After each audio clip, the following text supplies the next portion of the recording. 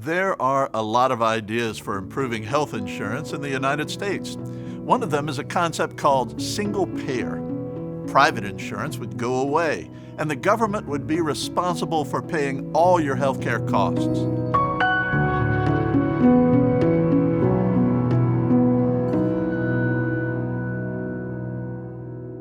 Let's take a look at some of the pros and the cons of such a switch.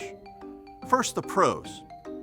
Everyone would be covered. Not a single American living in the United States would be uninsured.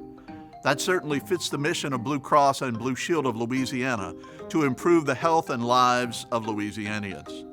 Healthcare would be equal. Not only would every U.S. citizen have healthcare coverage, it would be the same coverage for rich and poor. No job lock. Since everyone would have the exact same guaranteed health insurance coverage, insurance wouldn't be a factor in where you chose to work. How freeing. No out-of-pocket costs. A single-payer medical system could be set up without any cost sharing at all. No more deductibles or copays or unexpected surprise billing at the hospital. Sounds great, right? Well, there are hurdles that would have to be overcome to make single-payer a reality here. The cons, fewer choices.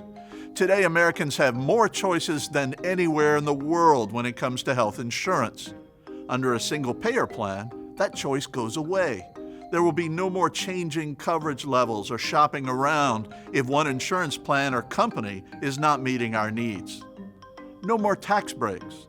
Businesses and individuals would lose the significant tax break they get for buying insurance at work. As a matter of fact, taxes would go up. In short, the government would need more money to pay for healthcare for all. After all, the biggest factor behind your healthcare premiums is how much it costs to deliver medical care, and it costs a lot. As I'm sure you know, the U.S. government runs two healthcare systems, Medicare and Medicaid. Under these programs, the government's payments are so low, they don't even cover the provider's operational costs. The rates that Medicaid and Medicare currently pay would be a tough pill to swallow. We would expect some providers to abandon the market entirely, and that would mean longer wait times. Fewer healthcare providers mean longer wait times for treatment. This isn't speculation. Canada's government-run single-payer system shows us this is true. Pregnant in Canada?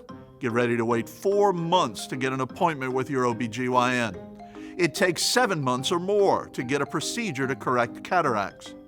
Need brain surgery? That'll be a 1-year wait time for our neighbors to the north. That's right, a solid year. And you still pay for some things. In many countries with single-payer healthcare, people still have to pay out of pocket for prescription drugs, dental services, and optometry.